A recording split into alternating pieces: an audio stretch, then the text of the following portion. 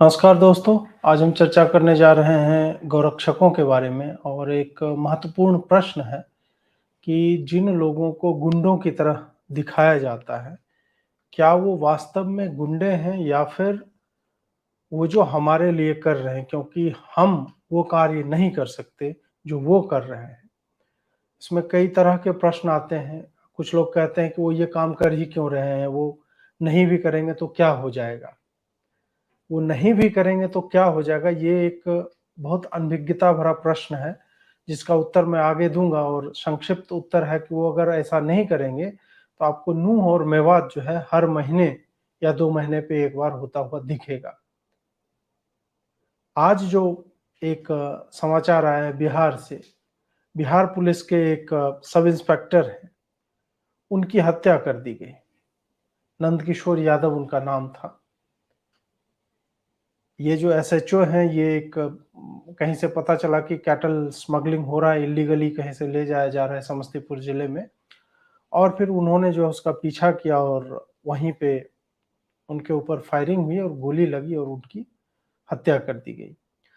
नंदकिशोर यादव पहला विषय नहीं है, पहला ऐसा पुलिसमैन नहीं है जो बीफ माफिया के चक्कर में मारा गया है। महाराष्ट्र में हत्याएँ हो चुकी हैं, उत्तर प्रदेश में कई हत्याएँ हुई हैं, राजस्थान में हुई है, झारखंड में हुई है, बंगाल में हुई है। इन सब जगहों पे और कई बार तो अच्छी खासी मुठभेड़ होती है जिसमें आमने-सामने से पुलिस की टीम और कितने लोग 2-3 लोग होते हैं। हेवी फायरिंग्स इस तरह के भी आपको समाचार खोजने पे मिल जाएँगे।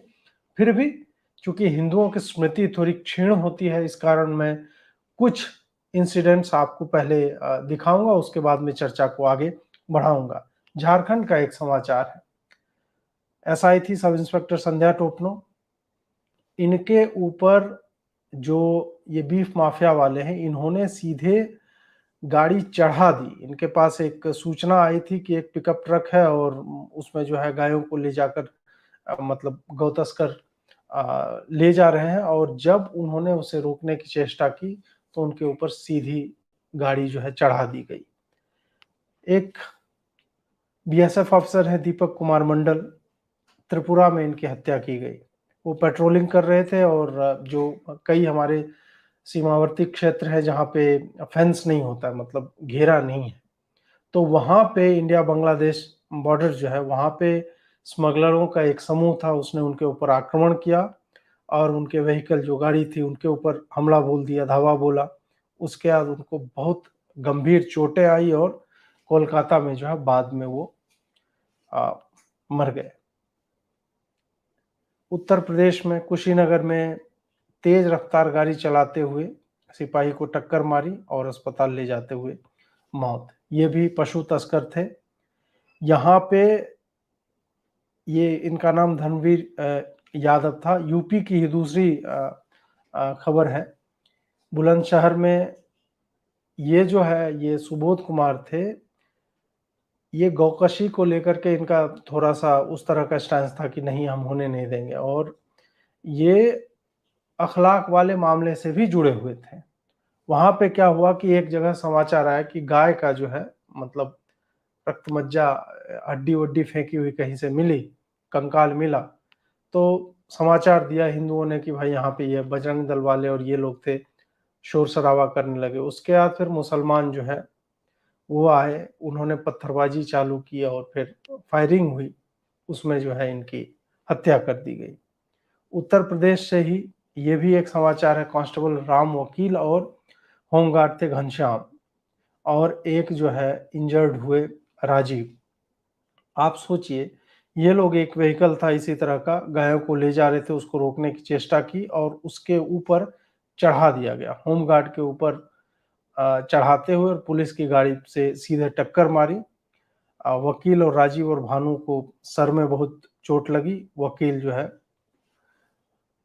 अस्पताल में उनकी मृत्यु हो गई।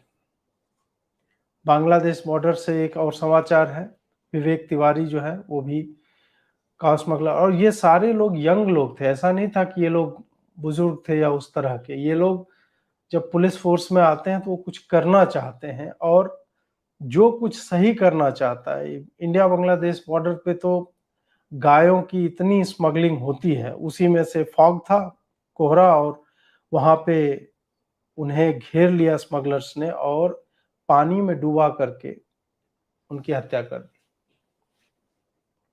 बांग्लादेश बॉर्डर से ही एक ये भी खबर है, तुषार कांति दास, उन्होंने एक मिनी ट्रक को गायघाट एरिया में नॉर्थ 24 परगना में देखा और उसको साइकिल से चेज कर रहे थे। आप सोचिए, बीएसएफ का आदमी साइकिल से चेज कर रहा था उसको, और फिर स्मगलरों की गाड़ी से उनको धक्का लगा और फिर ब्रॉट डेड उनको जो है घोषित किया गया।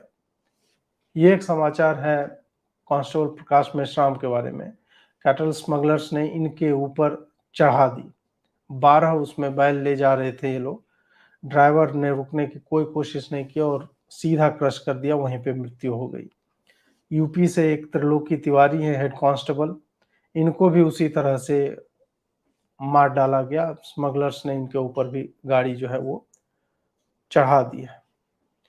अब ये मैंने आपको कुछ उतने दिए जो हमें दिखे, हमने सर्च किया काउ स्मगलर पुलिस ऐसे करके और हमारे पास डेटा आया। ऐसी कई सूचनाएं या समाचार ऐसे हैं जिसमें हमें पता तक नहीं चलता। और हमें पता चलता क्या है? हमें पता चलता है कि नासिर और जुनैद की हत्या हो गई, वो कंबल वाला था उसके घर में आग लग गई, वो जो है मुसलमान टोपी वाला था उसको पीट दिया गया, ये जय श्री राम बुलवा दिया, इस तरह की घटनाएं। जबकि इन घटनाओं में कोई भी मतलब सत्य का एक अंश तक नहीं होता है। ये घटनाएं केवल फोटो और वीडियो जो है उठाई जाती है और ब्लेम किया जाता है उन लोगों को जिनका दूर दूर तक इन सारी घटनाओं से कोई जिनका इन्वॉल्वमेंट नहीं होता है। अब ये जो बीफ माफिया का कुचक्र है, आप देखिए कि इसमें कितने लोग इन्वॉल्व होते हैं। एक जो खरीदता है उसका लोड करेगा, ड्राइवर होगा, उसके साथ वाला होगा, कहीं जाएगा तो जो काटता है, पूरा ये जो व्यापार चलता है वो हो गया मांस का, चमड़े का, हड्डी का। दुर्भाग्य से कल परसों में एक वीडियो देख रहा था, गाय की हड्डियों से या भैंस की हड्डियों से हम आप जो मालाएं जपने के लिए खरीदते हैं ना, जो आपको क्रिस्टल टाइप का लगता है, वास्तव में वो पॉलिश्ड बोन्स हैं। इसलिए जब भी आप ये सब माला और ये सब जो खरीदते हैं, और मोस्ट ऑफ द टाइम आप क्यूआर कोड थोड़ा जांच करके पेमेंट किया कीजिएगा, आपको पता चल जाएगा कौन भेजता है और कहां से आ रहा है। आप हड्डी की माला लेकर हो सकता है जाप कर रहे हो, तो इसका भी थोड़ा सा ध्यान रखिए। तो एक पूरी इंडस्ट्री होती है और उसके बाद इसको फैसिलिटेट करवाने वाला कि निर्बाध गति से तुम्हारी गाड़ी आएगी जाएगी, तो उसमें विधायक हो सकता है, होगा कोई नेता, होगा दबंग आदमी, होगा क्रिमिनल, होगा, और हो सकता है कोई पार्टी, पॉलिटिकल पार्टी भी इन्वॉल्व होगी। ये पूरा एक हायरार्की होता है, ऊपर से नीचे तक इतने लोग इन्वॉल्व होते हैं। और फिर बात किस पे आकर के टिकती है, अभी जो चर्चा का विषय है, मोनू मानेसर और बिट्टू बजरंगी। मोनू मानेसर के बारे में हम लोग जानते हैं, फरवरी में वो थोड़ी चर्चा में आए थे जब नासिर और जुनैद नाम के दो पता नहीं वो कार स्मगलर थे नहीं थे, ये मैं नहीं जानता। ना ही मोनू मानेसर के ऊपर जो उस वक्त फरवरी में भी राजस्थान की पुलिस ने कहा कि इसकी कोई प्रत्यक्ष भागीदारी नहीं थी, क्लीन चिट हम दे रहे हैं, तब भी जुबैर और रवीश और ये सब जो है वो लगातार इसका गीत गाते रहे। मामन खान जो विधायक था, उसने बजट सत्र में धमकी दी कि अगर वो आ गया तो प्याज की तरह फोड़ देंगे। ये सब चलता रहा और अंतिम परिणति हमने देखी, एक जलाभिषेक यात्रा चल रही थी, तो उसमें नूह और मेवात में क्या हुआ। इसके बाद परसों राजस्थान पुलिस ने प्रेस कॉन्फ्रेंस करके वापस बोला, ये मैं एक बात बता रहा हूं फरवरी की, 1 अगस्त में आ जाइए, 6 महीने के बाद दोबारा राजस्थान पुलिस जो इसे मान रही थी, जो मतलब थ्योरी ये लोग चला रहे थे कि मोनू मानेसर के कारण दंगे हो गए, मास्टरमाइंड फलान, ना तो मोनू मानेसर नासिर जुनैद की हत्या से जुड़ा हुआ है, उसका नाम डाल दिया पुलिस ने कि ये साजिश में हो सकता है। साजिश में तो मैं भी हो सकता हूं, पुलिस जो है कहीं से बैठ के किसी का भी नाम दे दे और वो अब जांच चलती रहेगी। किन सूचनाओं के आधार पे, चूंकि वो गौरक्षक है इसलिए हो सकता है, और नेता है, वो फेस है, तो हो सकता है उसका नाम साजिश में हो सकता है आगे जाके वो निर्दोष साबित हो, लेकिन वो देखने वाला कोई नहीं है, उस पर कोई चर्चा नहीं होती कि जब तक उसे अपराधी सिद्ध नहीं किया जाता कोर्ट के द्वारा वो निरपराध है। कोई इस पे बात करने को तैयार नहीं। ये पूरा गैंग जो है उसको दोषी और अपराधी बताने में लगा हुआ है। अब मोनू मानेसर के बाद बिट्टू बजरंगी का भी एक नाम आता है। बिट्टू बजरंगी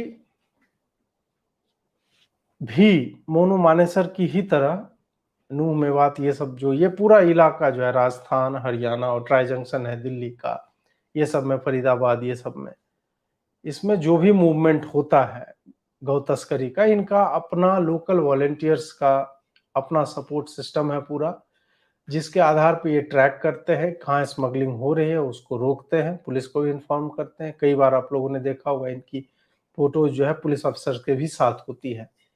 तो उनका एक है कि चूंकि गौ तस्करी इलीगल है, बीफ माफिया जो काम करते हैं इलीगल है, पुलिस कई जगहों पे स्वयं उन्हें रोकने में अक्षम रहती है, इस कारण से भी ये लोगों को, इन लोगों को उठना पड़ता है। तो उसी में बिट्टू बजरंगी जो थे, अब बिट्टू बजरंगी को गिरफ्तार कर लिया गया, और गिरफ्तार करने के बाद बार बार बजरंग दल का उसे सदस्य, जो नॉर्मली ये लोग रविश हो या जो भी हो जुबैर, ये लोग चिल्लाते रहते हैं कि बजरंग दल वाले फलाना ढिमका। अब ये देखिए विश्व हिंदू परिषद है, उसने डिसऑन कर दिया कि भाई ये हमारा आदमी नहीं है, कभी संबंध नहीं रहा, और वो जो बोल रहा है उससे भी हमारा कोई वास्ता नहीं। अब ऐसे समयों पे, जबकि वीएचपी को चाहिए था कि अगर वो आपका नहीं भी है फिर भी आप कहते हैं तो हमारा नहीं, फॉर्मल सदस्य नहीं है, सदस्यता नहीं लिया, लेकिन हम उसके साथ खड़े हैं। क्यों? क्योंकि आपके मैनिफेस्टो में जो बातें हैं, जो आप हिंदुत्व की बात करते हैं, आप हिंदू धर्म को आगे बढ़ाने की बात करते हैं, आप यज्ञ की बात करते हैं, गाय की बात करते हैं, घर वापसी की बातें करते हैं, उसी के स्कीम ऑफ थिंग्स में गौरक्षक भी आते हैं। और जिसका प्रूवन रिकॉर्ड रहा है कि उसने सैकड़ों नहीं हजारों मवेशियों को कटने से बचाया है, आपने उससे पल्ला झाड़ लिया। पल्ला इसलिए झाड़ लिया कि आपको लगा होगा कि यार ये अब क्रिमिनल हो जाएगा। हरियाणा पुलिस ने उसे पकड़ लिया, और हरियाणा पुलिस ने भी जिस तरह से पकड़ा है वो बहुत ही दुर्भाग्यपूर्ण है। उसे इस तरह से दिखाया गया जबकि वो अपने घर पे था, आराम से पुलिस जाती, नोटिस निकालती, बोलती आत्मसमर्पण करो, और वो हो सकता है कर देता। पहले भी कई बार ऐसा हुआ है। लेकिन आपको चूंकि नूह और मेवात के दंगों के समय में आपने बुलडोजर चलाया, बहुत वाहवाही हुई, उसके बाद बुलडोजर को रोक दिया गया। उसके बाद वामपंथियों ने आपके ऊपर प्रेशर बनाना आरंभ किया कि आप केवल मुसलमानों पे ही क्यों कार्रवाई कर रहे हैं। हो सकता है कि कोर्ट ने जो रोका है, अभी स्टे ऑर्डर दिया है आपको बुलडोजर चलाने पे, उस पे आपके अधिवक्ता को जाना पड़ेगा कोर्ट में। तो हरियाणा सरकार जो है संभवतः यह सोच रही है कि हम क्या करेंगे कि हम कोर्ट में बोलेंगे कि नहीं, हमने केवल मुसलमानों का नहीं, हम देखिए इसको भी पकड़ा है। तो इस कारण से बिट्टू बजरंगी एक, मतलब स्केपगोट आप कह लीजिए, उसको जो पकड़ा दिया गया, वो चारा है, ले जाओ इसे, हम इसे भी दिखाएंगे कि इसके ऊपर बोला जा रहा था, हमने पकड़ लिया, जबकि कोई साक्ष्य नहीं है उसके न होने के, ना उकसाने के, किसी भी चीज के साक्ष्य नहीं है। उकसा कौन रहा था? मम्मन खान, जो कांग्रेस का विधायक है, जिसने बजट सत्र में विधानसभा के भीतर भड़काया है। उसके बाद अन्य लोग हैं जो सोशल मीडिया पे भड़का रहे थे, उनमें से कितने गिरफ्तार हुए? हालांकि 120 के लगभग जो है एफआईआर फाइल हुए हैं, 200 के लगभग अरेस्ट किए जा चुके हैं, और कईयों का घर भी जो है तोड़ा गया है। लेकिन अब ये बैलेंस करने के चक्कर में कि नहीं नहीं, हम देखिए आप कह रहे हैं हम उसको भी कर रहे हैं, मुझे लग रहा है हरियाणा सरकार और पुलिस जो है इसी लाइन पे कार्रवाई करती हुई दिखती है बिट्टू बजरंगी के ऊपर। जुबैर का गैंग आज से नहीं, लंबे समय से इसे दोषी बताने में जुटा रहा है। इसमें कोई संदेह नहीं है, ये हम जानते हैं, आप जानते हैं। और पूरा इन्होंने जिस तरह से शाहीन बाग की आड़ में दिल्ली दंगों की साजिश रची गई थी, उसी तरह से यहाँ पर भी जलाभिषेक यात्रा जो होने वाला था, उसकी तैयारी जो है नासिर जुनैद हत्याकांड के बाद से ही आरंभ हो गई थी, क्योंकि पिछले 3 वर्षों से यह यात्रा हो रही थी, चौथे वर्ष भी होगी। और उसमें हिंदू आएंगे, वो उसी नल्हड़ के शिव मंदिर में जाएंगे और फिर उन्हें किस तरह से घेरा जाएगा, पूरी योजना बनी हुई थी। हमने इस पे 2-3 वीडियो पहले किए हैं, तो मैं उस पे जो है बार बार उस पे नहीं जाऊंगा। अब प्रश्न ये आता है कि ये गौरक्षक लड़ किसके लिए है? क्या इन्हें कोई सैलरी दे रहा है, किसी एनजीओ का हिस्सा है, किसके लिए ये लड़ रहे हैं? ये प्रश्न संभवतः वो स्वयं भी अपने आप से पूछते होंगे जब बिट्टू बजरंगी को अरेस्ट किया जाता है, या मोनू मानेसर के ऊपर इस तरह के आरोप लगते हैं, या फिर उन्हें अपने ही लोग त्याग देते हैं। क्यों करते हैं ये लोग ऐसा? कभी सोचा है आपने? कई लोग निस्वार्थ भाव से केवल हिंदू होने के कारण और गौ रक्षा का क्या महत्व है समाज के लिए, उसके कारण अपने जीवन का दांव लगाते हैं। वो है चाहे मोनू मानेसर हो या बिट्टू बजरंगी, ये तो 2 नाम है। ऐसे हजारों लड़के हैं, लड़कियां भी हैं। गुजरात में एक महिला कार्य कर रही है इसके ऊपर। हजारों युवा इसमें लगे हुए हैं कि बीफ माफिया को रोकने का कार्य जो संवैधानिक है। संविधान में, मैं क्रिमिनल प्रोसीजर कोड या आईपीसी की बात नहीं कर रहा हूं, यह संविधान का हिस्सा है कि गौहत्या नहीं होनी चाहिए, और उसके बाद भी होती है। पुलिस को पता होता है, फिर भी होती है। जब बजरंग दल के लड़कों को पता है कि इस तरह की घटनाएं हो रही है, ये पूरा माफिया का साम्राज्य चल रहा है, तो आपको क्या लगता है पुलिस को पता नहीं होता होगा? अगर नहीं होता है तो पुलिस का इंटेलिजेंस का फेलियर है। ये इक्का दुक्का नहीं, ये पूरा माफिया शब्द का प्रयोग मैं इसीलिए कर रहा हूं क्योंकि ये ऑर्गेनाइज्ड क्राइम है। अब वही प्रश्न आता है कि बीफ माफिया का पैसा मतलब हम क्यों रोके, या गोरक्षक क्यों आते हैं? वो अगर नहीं करेंगे तो क्या हो जाएगा?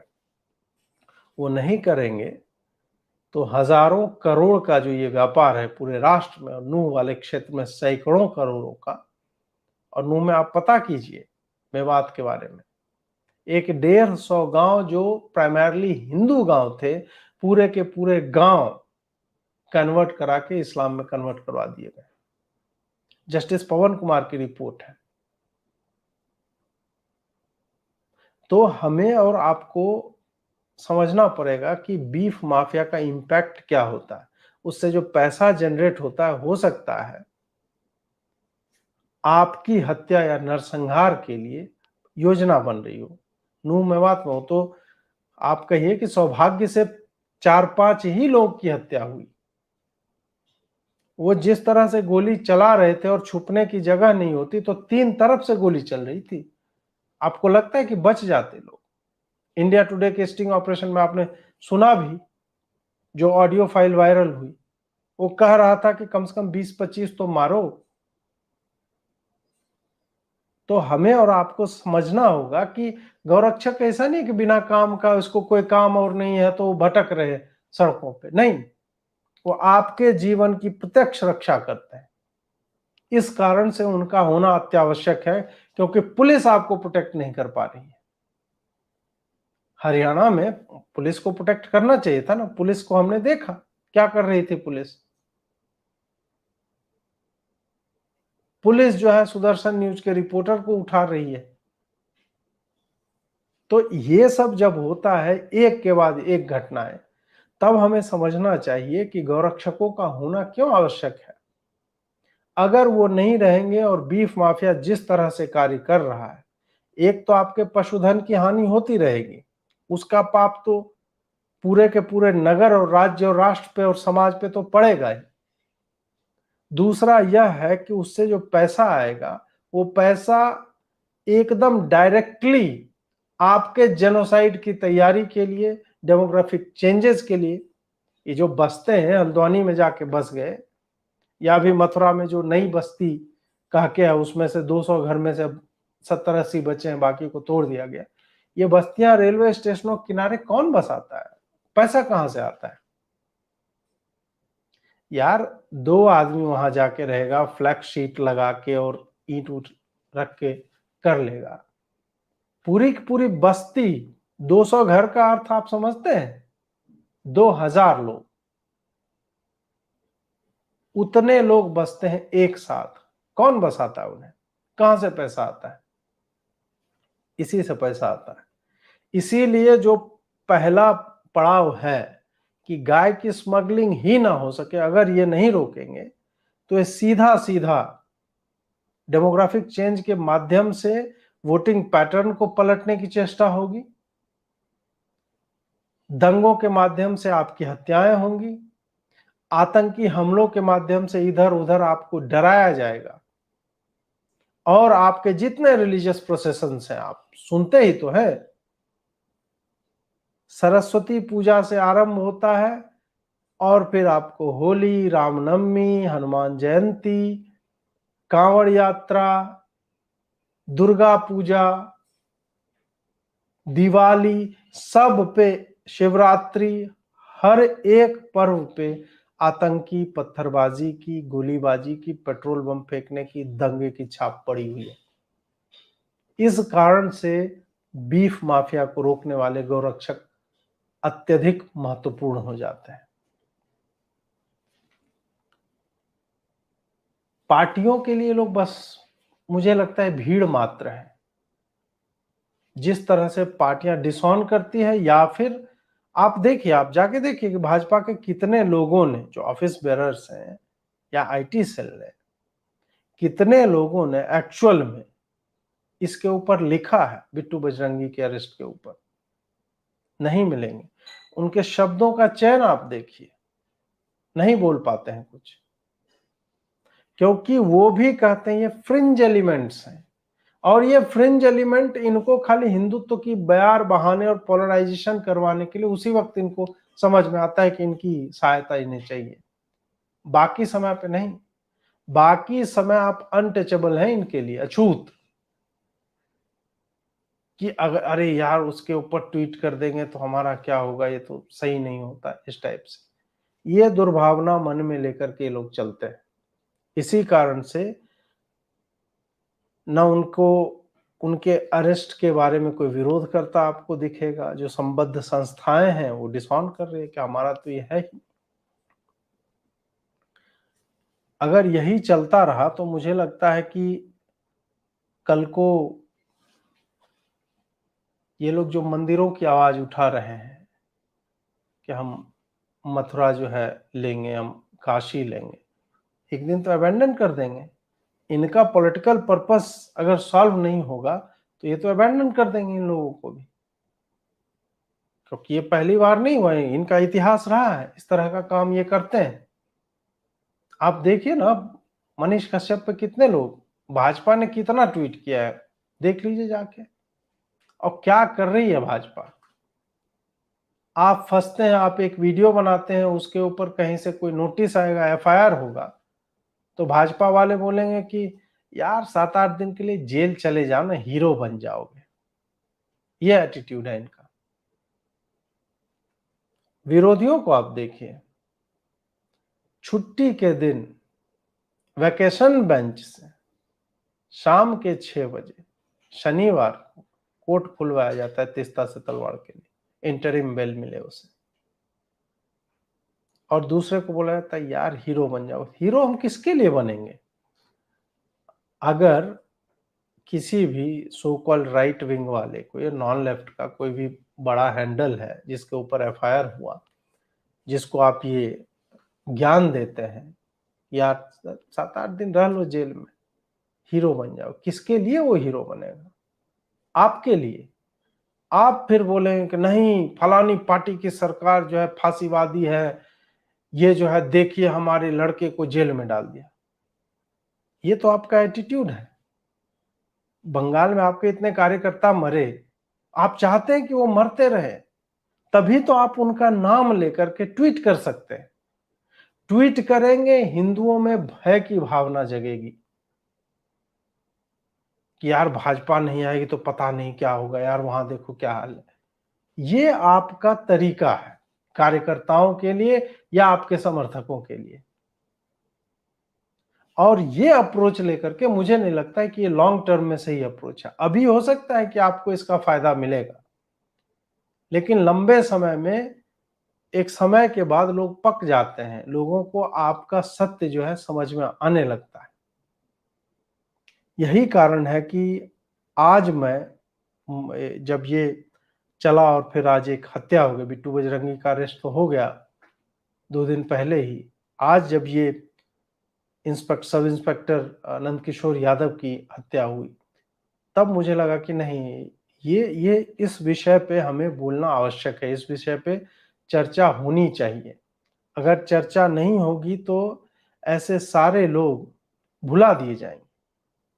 और ये जो प्रश्न चलता रहता है, जो वामपंथी आपके मन में डालते रहते हैं हमेशा ही, ये तो गुंडे होते हैं, इनको कोई काम नहीं है, ये क्या है, तो ये सड़कों पे गाड़ियां रोकते हैं और हो हल्ला करते हैं। तो आपको समझ में आना चाहिए कि वास्तव में ये क्या करते हैं।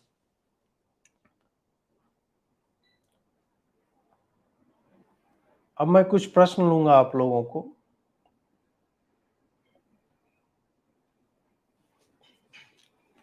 जब गौरक्षकों को गुंडा कहेंगे तो यही होगा। कितने लोग बिट्टू बजरंगी के साथ दिखे, नुपुर शर्मा हो या टी राजा या कमलेश तिवारी, सभी जिहादियों और अपनी सरकार के शिकार हो गए। बिल्कुल, मैं काफी हद तक इससे सहमत हूं कि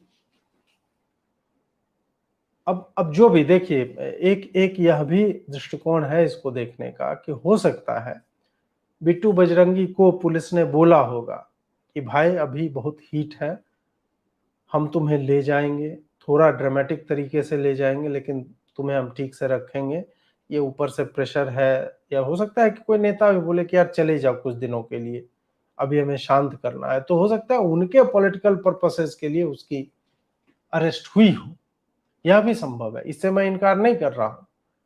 नुपुर शर्मा के साथ जो हुआ, उस पर हम आप सब पागल बने फिर रहे हैं।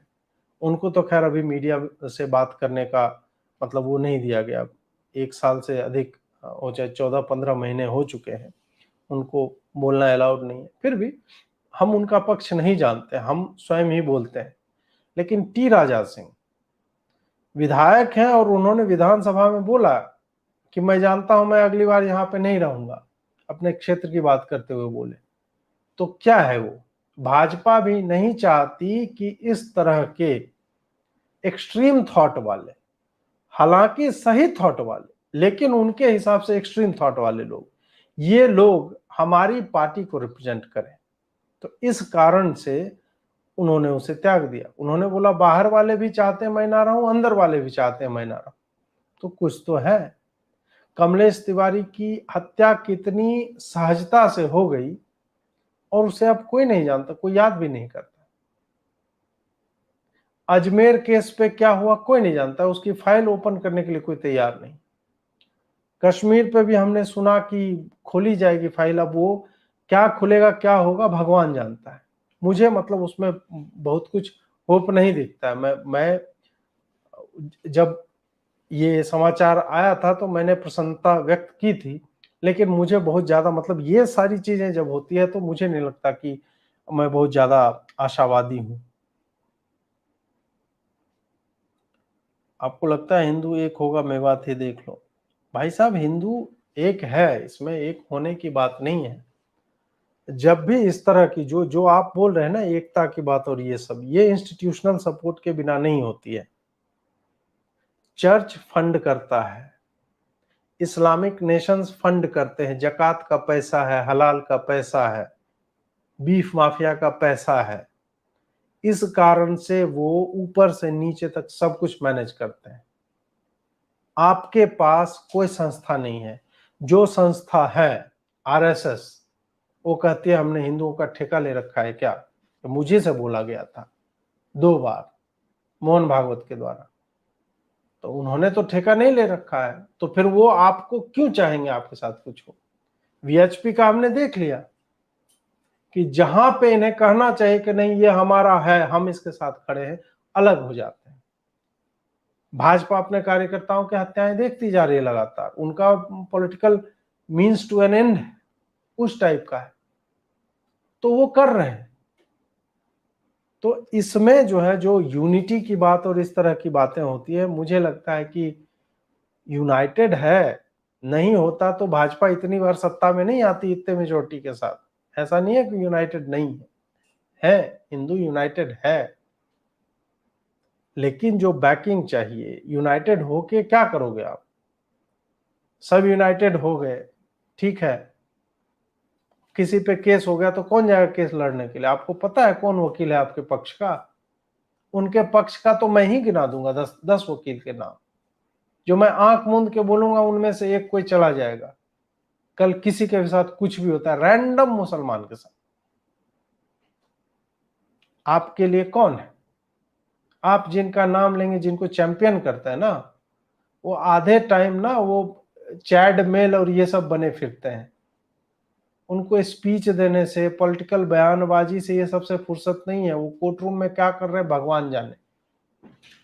एक दो को छोड़ दीजिए, तो बाकी सबको ये जो काम पत्रकारों का है वो काम वो करना चाहते हैं, क्योंकि उसमें विजिबिलिटी ज्यादा है। उनको विष्णु शंकर जैन टाइप का काम नहीं करना है कि एक्चुअल में वो केस लड़ रहे हैं और कुछ जीत करके कुछ कॉज के लिए वो कुछ कर रहे हैं। ऐसा होता नहीं दिखता। बहुत सारे वकील जो वकालत छोड़ के अन्य कारणों से फेमस है, तो क्या करना है उसका लेकर के। Thank you Sanjay ji. कुछ टाइम पहले राहुल गांधी ने बोला था कि मोदी जी जवानों के खून की दलाली खाते हैं, जो गलत बयान था, मगर आज कहना पड़ेगा कि बीजेपी हिंदुओं के खून की दलाली करता है। मैं एग्जैक्ट इन्हीं शब्दों का प्रयोग नहीं करना चाहूंगा, लेकिन हाँ, जिन लोगों के पास उतने सोफिस्टिकेटेड वर्ड्स नहीं है अपने आप को एक्सप्रेस करने के लिए, वो इसी तरह से बोलेंगे कि हिंदुओं का रक्त जो है उनके चुनावी रथ का ईंधन है, उसी से फेल होता है, वो उसी से वो आगे बढ़ते हैं। तो आप जो बोल रहे हैं शब्द, हो सकता है कि मैं खून दलाली ये सब प्रयोग ना करूं, लेकिन कहीं ना कहीं जिस तरह का एटीट्यूड है इन लोगों का अबेंडन करने का खास करके, तो मुझे लगता है कि कुछ मायनों में आप जो है उचित बोल रहे हैं। बीजेपी 2024 हार सकती है अगर ऐसा चलता रहे।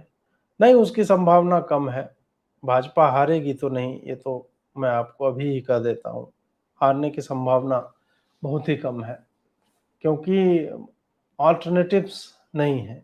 विपक्ष जो है उतना बिखरा हुआ है। आप देखा ही होगा आपने कि अभी महागठबंधन का 2 बार में 2 नामकरण हुआ है, और उससे पहले केजरीवाल जो है वो निकलने के लिए तैयार है।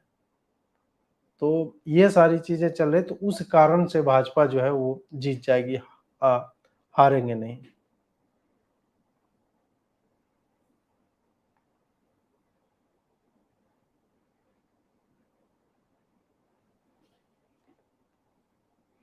देश में इस्लामिक जिहादी हिंदू समाज को आतंकित कर रहा है, योजनाबद्ध तरीके से हिंदुओं पर हमले कर रहा है। पीएफआई तबलीगी जमात पर कार्रवाई, पीएफआई पे तो कार्रवाई हो चुकी है, तबलीगी जमात पर भी निगाह है फंडिंग वंडिंग की। देखिए, कई सारी एजेंसियां जो बहुत अच्छे से काम कर रही है। ऐसा नहीं है कि सब चीज मतलब लुल्ली ही चल रहा है, ऐसा नहीं है, काम हो रहा है। लेकिन जो पॉलिटिकल मैसेजिंग की बात होती है ना, कि ऐसे समयों पे जब आपके कुछ करने या ना करने का बहुत बड़ा संदेश जाता है, तब आपको बात करनी चाहिए। मणिपुर में आपने खूब बढ़िया काम किया, लेकिन वो काम करते वक्त आपने बताया नहीं, तो लोग सोचते रहे कुछ नहीं हो रहा है, सरकार केयर ही नहीं करती है। तो उसका अलग दुष्प्रचार होता है सरकार का ही। और फिर ये बिट्टू बजरंगी, मोनू मानेसर, नूह मेवात में जो हो रहा है, उसके बाद जिस तरह से मतलब चल रहा है और चुप हैं कुछ लोग, तो उससे पता चलता है कि आप इन लोगों को, जो एक्चुअल में आपके लिए ग्राउंड वर्क करते हैं, उनको आप तिरस्कार की भावना से देखते हैं, आपके लिए मैटर नहीं करता है।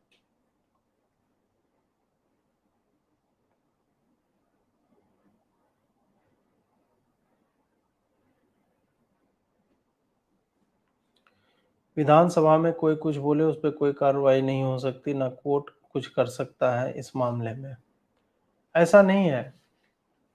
विधानसभा का भी एक हैंडबुक होता है, आप क्या बोल सकते हैं और क्या नहीं बोल सकते हैं। तो अगर सरकार करना चाहे, खाली ऐसा थोड़ा है कि उसने खाली बयान दिया है, बयान को आधार ना माना जाए, उसके पास इंटेंट है वैसा करने का, उसका देखा जाए, उसका फाइनेंशियल ट्रेल आप निकालिए कि उसको पैसा कहाँ से आता है, वो किन लोगों से मिलता है, उसको आप संदिग्ध तो बनाइए पहले। अगर आप उसकी जांच ही नहीं करेंगे तो कहाँ से पता चलेगा कि वो क्या कर रहा है। तो ये सब तो कहने की बात है कि विधानसभा में बोल दिया, इसके उस शब्द के कारण कुछ ना हो, लेकिन उसने और भी तो कुछ किया होगा। जो आदमी विधानसभा में इस तरह की बात कर रहा है, तो वो बाहर में किस तरह की बातें कर रहा हो। तो क्यों नहीं आपका उसके फोन की मॉनिटरिंग हो रही है, वो कहाँ जा रहा है, किन लोगों से मिल रहा है। तो इंटेंट की बात होती है कि आप ऐसा करना चाहते हैं कि नहीं। आपके लिए बीजेपी का फ्यूचर क्या होगा? बीजेपी का फ्यूचर है, बीजेपी कांग्रेस बन जाएगी, आधी तो बन चुकी है। बीजेपी आने वाले समय में कांग्रेस बन जाएगी और फिर कोई पार्टी अगले 15 वर्षों में मुझे लगता है कि तैयार होगी, जो बीजेपी को डिथ्रोन कर देगी, उन्हीं विषयों को लेकर के जिन विषयों पे बीजेपी बात करती है। तो अगर बीजेपी मतलब इसी धुन में चलती रही, तो ऐसा नहीं है कि पॉलिटिकल सिस्टम में लगता है लोगों को कि हम अनंत काल तक रहेंगे, नहीं, आप भी जाएंगे, आपसे भी लोग क्षुब्ध होंगे, नई पार्टी बनेगी, एक बार फेल होगी, दो बार फेल होगी, 3 बार होगी, फिर वो जीतेगी, सभासदी का चुनाव जीतेगी, विधायकी का जीतेगी। धीरे आम आदमी पार्टी कोई सीरियसली नहीं ले रहा था, 2 राज्य में उसकी सरकार है। ये बात जो है लोगों को समझनी चाहिए। मनोहर लाल खट्टर के बारे में कुछ बताइए, सीएम रहना चाहिए या नहीं इन्हें? अब देखिए, ये सब तो तय करती है पार्टी, सीएम कौन रहेगा नहीं रहेगा। लेकिन हाँ, जिस तरह से नूह वाली घटना घटी है, मेवात वाली, और जो इंटेलिजेंस का फेलियर रहा है, तो वो तो सरकार का ही फेलियर है। और उसके बाद भी आपने काम करना चाहा, आपको कोर्ट ने रोक दिया, उसके बाद आपने क्या किया, उसके बाद आप हिंदुओं को उठा रहे हैं। तो ये सारी चीज, और आपने हिंदुओं की यात्रा, जो ये बोल रहे हैं कि हम यात्रा करेंगे दोबारा 28 अगस्त को संभवतः, तो उसके लिए आपने कुछ भी ट्वीट नहीं किया है या कोई बयान नहीं दिया कि आप समर्थन कर रहे हैं, नहीं कर रहे हैं, आप स्वयं शामिल होंगे। तो हिंदुओं के लिए कौन है? एक बार दंगा हो गया तो आप हिंदू यात्रा ना निकालें, डर के बैठ जाए अपने घरों में। तो ये कॉन्फिडेंस कौन देगा हिंदुओं को? ये तो मुख्यमंत्री के ही तरफ से आना चाहिए था ना, कि आप कीजिए और हम सिक्योरिटी प्रोवाइड करेंगे। यही एकमात्र तरीका है कॉन्फिडेंस देने का लोगों को, हिंदुओं को, जिन पे इस तरह से घेराव करके, और इतने सोफिस्टिकेटेड वेपन्स आ गए, मूवमेंट आपको पता नहीं चली। आपके पुलिस वाले क्या कर रहे थे वहां पे, इन क्षेत्रों पे सबको सस्पेंड कीजिए आप। तो उस हिसाब से तो मुझे लगता है कि नहीं, इन लोगों ने कुछ नहीं किया। कर्नाटक में पंचायत चुनाव में बीजेपी ने एसडीपीआई को सपोर्ट किया। भाई, नहीं जानते हो कुछ तो मत बोला करो, चुप रहा करो। आपको कुछ आइडिया नहीं है कि इस तरह की फेक न्यूज जो है फैलाते हैं आप। भाजपा के जो लोग थे उसमें 2 मुसलमान कैंडिडेट थे, और वो 2 मुसलमान कैंडिडेट, जब वहां पे एसडीपीआई का भी एक व्यक्ति खड़ा हुआ था अध्यक्ष पद के लिए, तो उसमें से उन दोनों मुसलमान कैंडिडेट ने उस पार्टी को त्याग दिया जिस पार्टी ने उसे सपोर्ट किया था, भाजपा को, और वो मुसलमान होने के कारण एसडीपीआई को सपोर्ट करने लगे। और फिर उसे कहा जा रहा है कि भाजपा ने एसडीपीआई, तो भाजपा के तो बाकी भी थे सदस्य, तो भाजपा अगर सपोर्ट करती तो सबके सपोर्ट से बनता ना, केवल 2 लोगों के सपोर्ट से बनता है। थोड़ा अध्ययन किया करो, और ये बहुत पुरानी बात हो गई।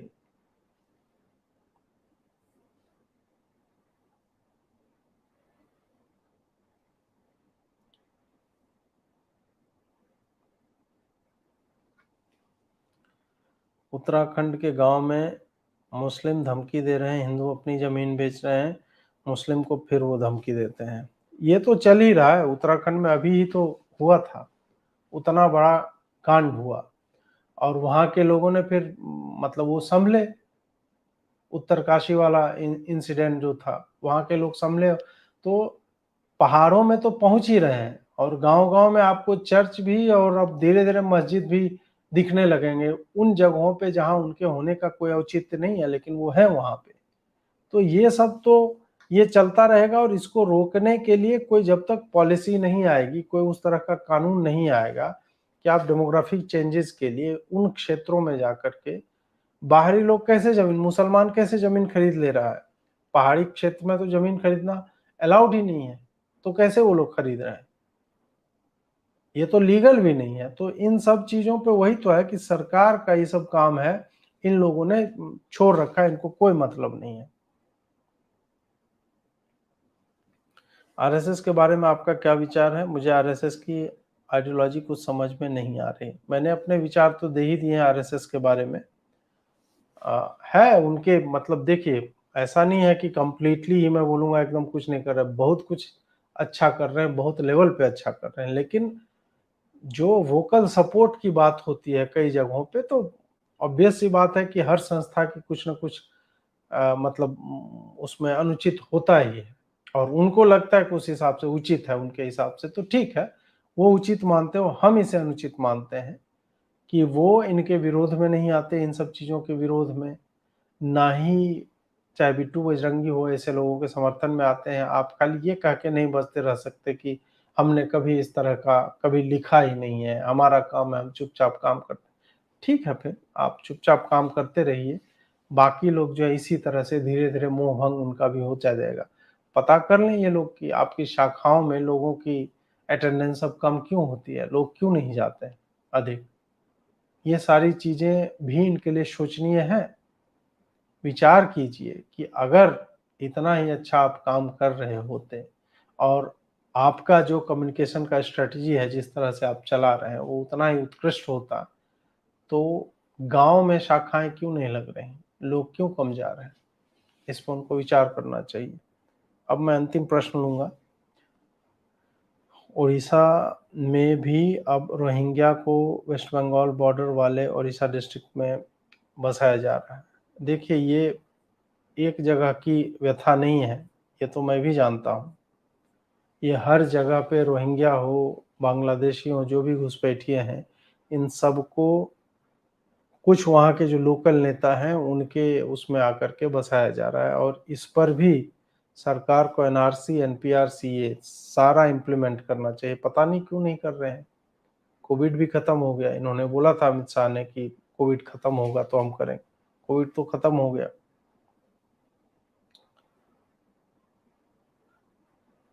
चलिए मित्रों, अब मैं ये लाइव को एंड कर रहा हूँ। मेरा मूल उद्देश्य यही था कि अगर आप लोग जानते हैं बिट्टू बजरंगी के बारे में, नहीं भी जानते हैं तो जानकारी इकट्ठा कीजिए और उनके समर्थन में आइए और इन लोगों को डिमोनाइज़ करना बंद कीजिए।